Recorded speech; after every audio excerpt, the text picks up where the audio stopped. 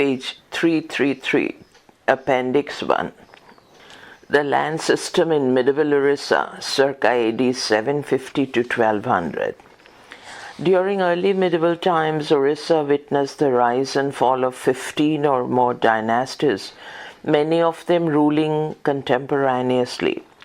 At a time when communications were primitive, the mountainous nature of the greater part of the region helped to sustain numerous kingdoms comfortably nested in reasonably defensible areas.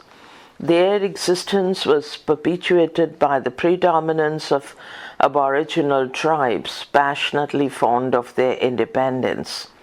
Several dynasties such as the Bhanjo and Tungo seem to have been founded by indigenous chiefs, improvised into respectable kshatriyas by Brahminical associations, a practice which still lingers in the neighboring tracts of Chotanagpur. In Orissa, although the rulers of the hilly states owned allegiance to those of the seaboard, the tie was slender and tenuous, and in practice the whole territory was parcelled out amongst various ruling houses. The rulers granted land to vassals, officials, temples, and above all to brahmanas, which led to the further subdivision of land in Orissa. The copperplate land grants, which are more numerous in this state than in Bengal and Bihar during the same period, show that a considerable class of religious beneficiaries and secular assignees was imposed upon the common cultivators, para. The secular assignees comprised vassals and officials. Records of direct land grants in favor of vassals are very few, but nearly a dozen terms mentioned in the grants seem to stand for landed vassals. Thus, the Bhupalas, literally the protectors of the earth, may have been important landed barons who alone were notified of some land grants under the Bhanjas of Kijinga, Khijjinga, towards the end of the 10th century. Perhaps the aboriginal kingdom, page 334, consisted of Konjaris, Congeries of territorial units, each under a tribal chief, adorned with the Sanskrit title Bhupala, who bore the burden of administration in his district. At this stage, under the Kijinga branch, there was no place for officials and other dignitaries who are mentioned in many other Bhanjo grants. For some time under the Bhanjas, the Bhogis and Samantas figured as important elements in the body politic, for only these two dignitaries are addressed in a grant of Vidyadhara Bhanja Deva 1. Footnote 1. The term Bhogi occurs frequently in the Bhauma-Kara and Bhanja charters. Sometimes it is taken in the sense of a village headman, but this office was held by the Mahatara, who worked under the supervision of the Mahamahatara too. The literal meaning of the term suggests that the Bhogi did not have to pay any revenue for the land held by him. Perhaps he received assignments in return for administrative service. In the Bhanjo kingdom under Vidyadhara Bhanja, such fiefs were so considerable that the rural people were classified into two units: the inhabitants of the regularly administered districts, Vishaya, and those of the assigned areas, Bhoga, 3. Under a Somavangshi ruler, the Bhogis formed a distinct body known as the Bhogi Jana, 4. We also find fief holders who were as good as Bhogis, Bhogi Rupa, but enjoyed limited rights, 5.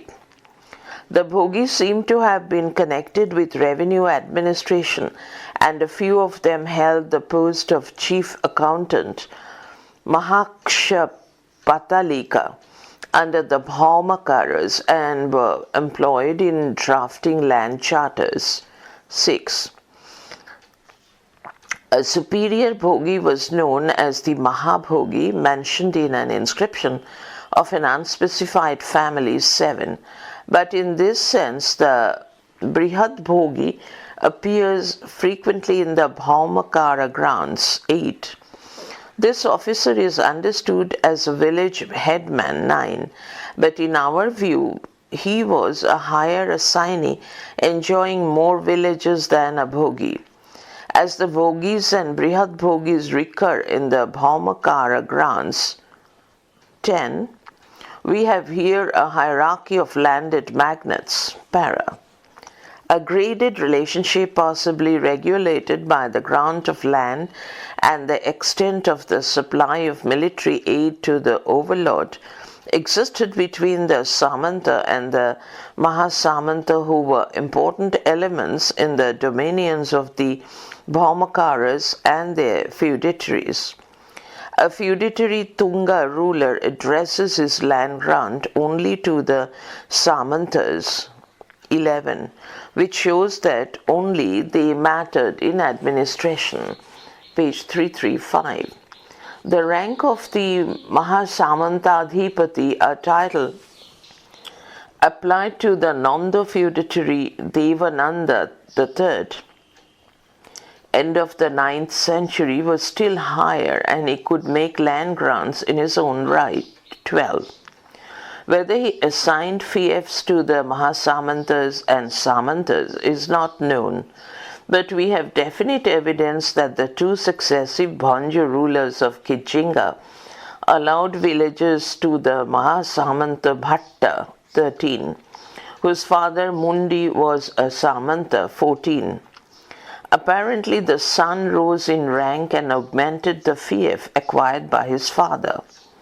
Although we have no epigraphic records to show that the Samantas were endowed with land, their later position as an important landowning element in Orissa seems to have developed out of their enjoyment of fiefs in the early medieval period. Para. The Ranakas were another group of landholders, possibly serving as military vassals. They were identical with the Rajyanakas, Rajyanakas, who were originally members of the royal family, and under the Bhanjas constituted a class, Varga, by themselves. 15. The epithet Upajivijana applied to them, 16, indicates that they lived on the bounties given to them by the king. Even persons who did not belong to the ruling house came to be known as Ranakas and were granted land. The Somavangshi ruler Mahabhava Gupta II, 1000 to 15, granted a village to a Brahmana Ranaka, Ranaka, whose grandfather had emigrated from Shravasti. 17. Some Ranakas were assigned more than one village, as can be inferred from a charter by which a Ranaka under the Ganga ruler Vajrahasta 1038-70 re-granted a village. 18. This class of vassals held important administrative posts, especially under the Somavangshis. They acted as executors of land grants. 19. Chief accountants. 20. And ministers of peace and war. 21. In the feudal hierarchy of the Somavangshis, they occupied a high position, preceded by the Rajani, queen, and followed by the Rajaputra, royal prince. 22. The Rajanis probably had their personal estates, particularly under the Bhaumakaras, who could boast of 6 women rulers. This seems also to be true of the Rajaputras, one of whom was given as dowry a tax-free village by a high officer of Vajrahasta. 23. The Rajavallavas, ranking next to the Rajaputras. 24. were royal favorites who could not have been rewarded except in the usual way of being favored with villagers. 25. Page 336 para. We can enumerate the different categories of vassal landholders in Orissa.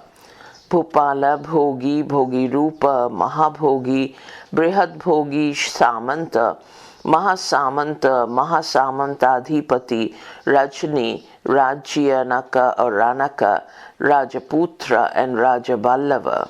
Most of them seem to have been given military obligations and to have lived on the revenues assigned to them. We have no statistics with which to establish the relative status and rank of these landholding elements, but certainly their number and importance in Orissa were far greater than in the neighboring regions. Para. Quite a few villages were held by the officials who were allotted land revenues as remuneration for their services. The Somavangshi ruler Mahabhavagupta I, 935 to 70, granted 4 villages in Koshala by 3 land charters to his Brahmana chief minister Sadharana. 26. The Nando king Devananda III, 899, granted a village in the Cuttack district to Yasodatta, his Kayastha minister of peace and war. 27. 2 Bhanju rulers of Kinjali, both brothers, each granted a village to an astrologer in the second half of the 12th century. 28. The astrologer who occupies a high status in the Sena and Gaharwala list of dignitaries may have earned assignments from the Bhanjas of Kijinga for his services in deciding suitable days and times for all activities of the king. A more secular assignment was made by the Ganga ruler Anantavarman Chora Ganga 1076 to 1138, who endowed his trusty agent Apto Kriyaya Chodaganga with a village along with a hamlet in Kalinga. 29 para. The typical service grounds of the Ganga ruler seem to have been made to military functionaries known as Nayakas. 30. Some of whom were Vaishyas. According to a charter issued in the year 526 of the Ganga era under Madhu Kamarnava, son of Anantavarman 31, 3 villages were together formed into a Vaishya Agrahara and granted to a certain Irapa Nayaka, the son of Manchi Nayaka of the Vaishya caste. 32. This cannot possibly mean a grant to an army officer for running an educational foundation, the sense in which the term Agrahara was ordinarily used in earlier grants. On the other hand, it seemed to have been an assignment for military service. Some evidence of a grant to a Nayaka is also found in an inscription of Anantavarman Chora Ganga, who made a perpetual grant of a tax-free village, 337, to his dependent Madhava, 33. The instances quoted above, though not many, are more numerous than those we find in Bihar and Bengal during this period, and suggest that in medieval Orissa, civil and military officials were paid by grants of villages which were also assigned to vassals for military service. Para. As against a dozen vassals and officials, we have records of land grants to nearly 300 Brahmanas, 34, most of whom seem to have been imported from outside.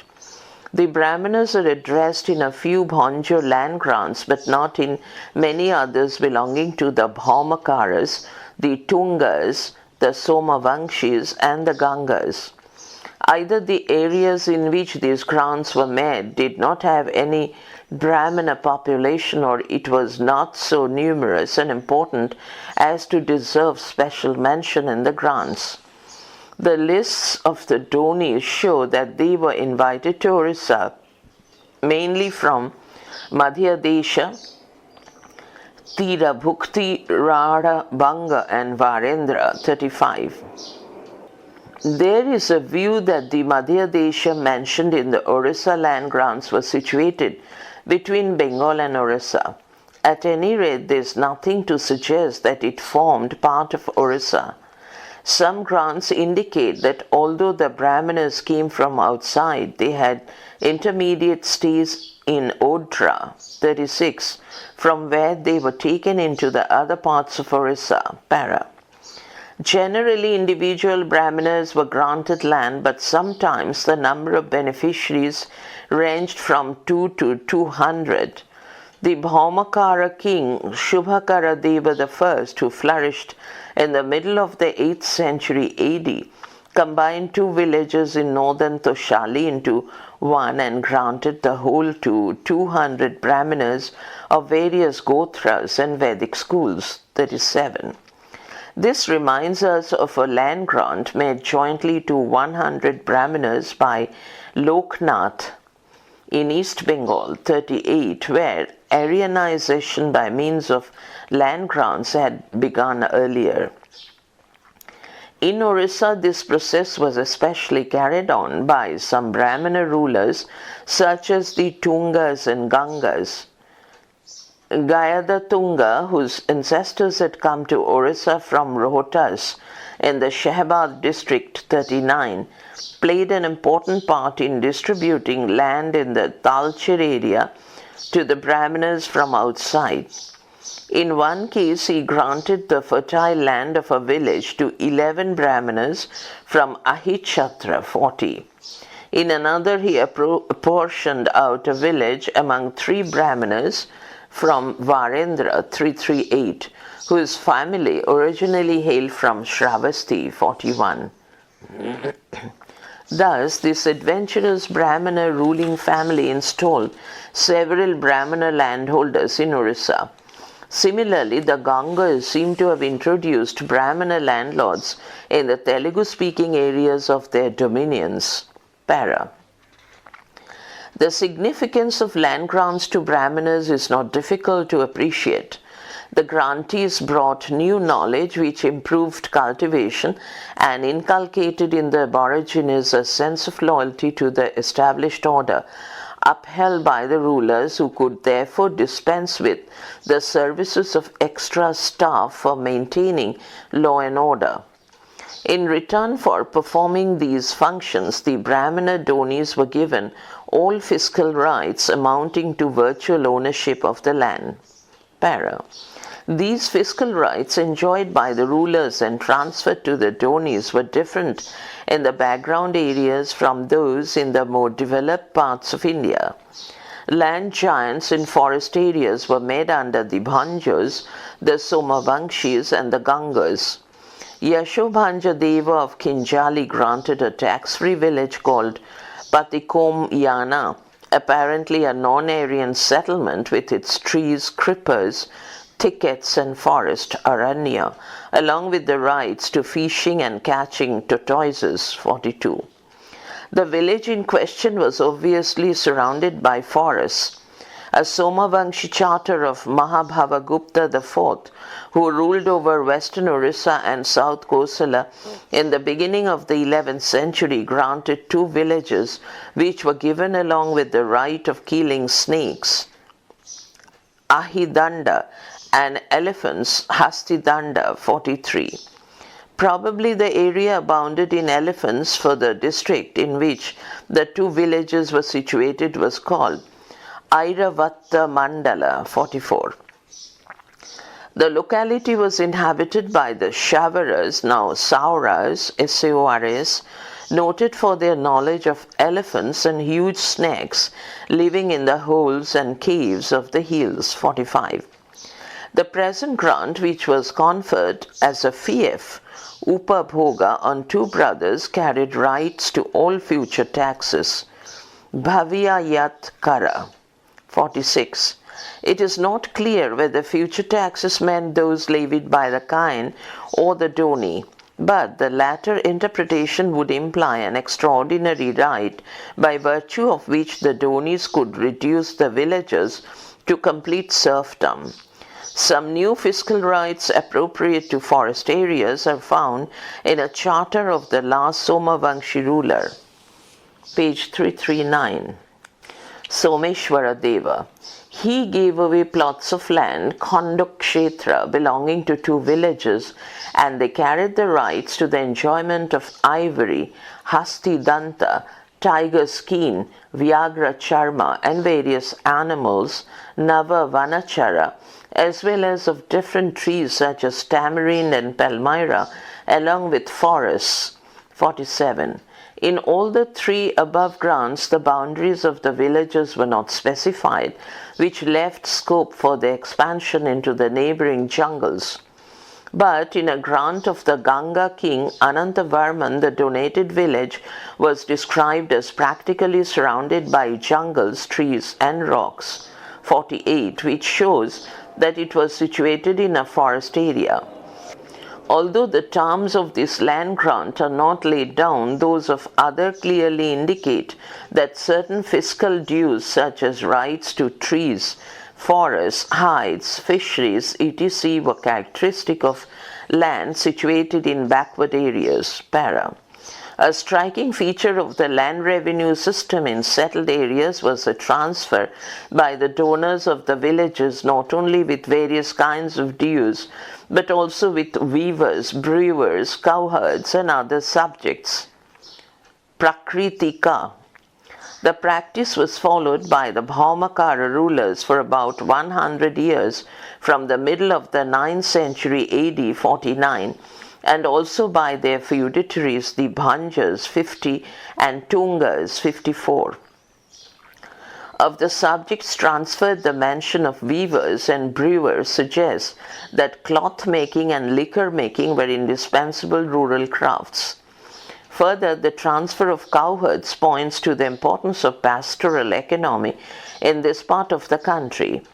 Possibly the transfer of various other artisans and peasants is covered by the term Prakriti, which stands for the general inhabitants of the village. The fact that they were specifically made over to the Doni shows that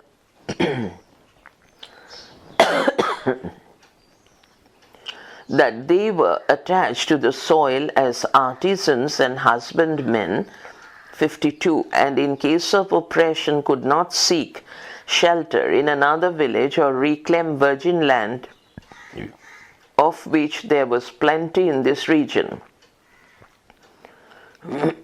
A similar provision occurs in some 12th century Chandela inscription, 53, which transfer artisans, peasants, and traders to the Donis.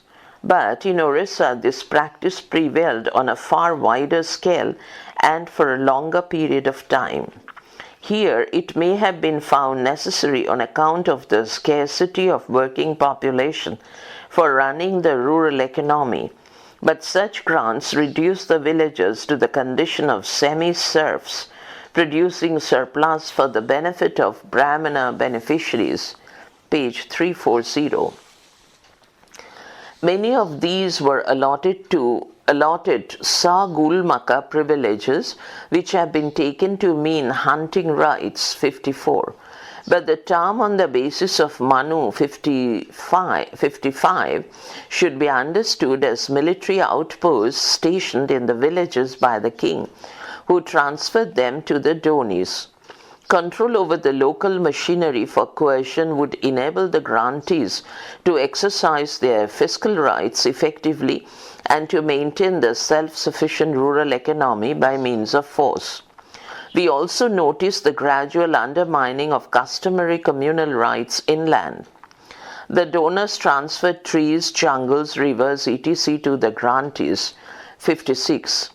Later survivals indicate that in earlier times the villagers had free access to all these local resources, although they were not conscious of their common ownership. But once these were specifically made over to the Donis, the latter would not allow their use by the villagers without charge. Such a practice survived till the 19th century in UP, where we find local chiefs levying an axe tax for felling trees. 57. Besides, the villagers could no longer easily reclaim the jungle land for cultivation. On the other hand, as the families of the beneficiaries would multiply, there would be a natural tendency to appropriate the fallow land for their use, 58, thus depriving the peasants of their natural rights to expand into the wasteland. This was bound to lead to unequal distribution of land in the villages, the lion's share going to the Donis and their descendants. Moreover, they had the additional advantage of being vested with numerous fiscal rights, which in course of time gave them practical ownership of land. This development, however, was not typical of Orissa. The transfer of all the agrarian rights enjoyed by the villagers was a usual feature in the medieval grants of northern India, para. The list of the sources of land revenue due to the ruler and conferred on the Donis is impressive. But what share of the produce was claimed and how the demand was calculated are not known. Two land grants suggest that assessment was made in money. In one instance, the revenue of the whole village granted to a Brahmana was estimated as 44 rupaka, 50, and in another as 42. Beg your pardon, 59 and 60. In Bengal, money estimates first appear in the 11th century in the land grants of the Senas, but it is doubtful whether actual collection was made in money either in Bengal or Orissa during early medieval times, page 341.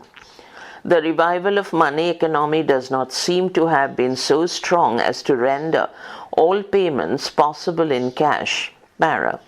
The net result of land grants was to create feudal conditions in which superior landholders were imposed upon ordinary cultivators. These were Brahmanas mainly invited from outside Orissa.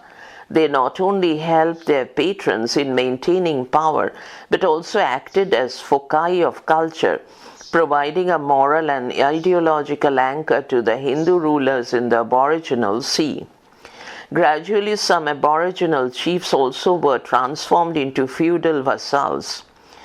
The Mathura chief, Punja, was given the titles Samadhigata, Pancha Mahashabda, and Mandalika Rajnaka, 61. He was called the Adhipati, lord of 15 subdivisions, Pollikas, 62, which shows that he was regarded as the owner of the land placed in his charge. Such chiefs, however, did not have the authority to grant land, although one of them, Pulinda Raja, was influential enough to prevail upon the Bhaumakara ruler Shuvakara Deva, 9th century, to grant land for the maintenance of a Shaiva temple and Shaiva ascetics, 63. A third class of landed intermediaries was formed by the holders of service tenures, who were generally assigned land on the same conditions as the Brahmanas, para. The Brahmana Donis, far greater in number than the secular intermediaries, were granted not only the usual fiscal dues to which the king was entitled, but also the right of confining the working population to the donated land. This, together with the beneficiaries' inroads on the customary agrarian rights enjoyed by the villagers, reduced the peasants and artisans to the position of semi-serfs. In medieval Orissa, all these gave rise to some typical features of feudal land system, which did not arise there on the ruins of any centralized empire, as in parts of northern India, but out of a tribal aboriginal background in which the aborigines could be assimilated to the Hindu way of life by implanting Brahmana landlords in their midst.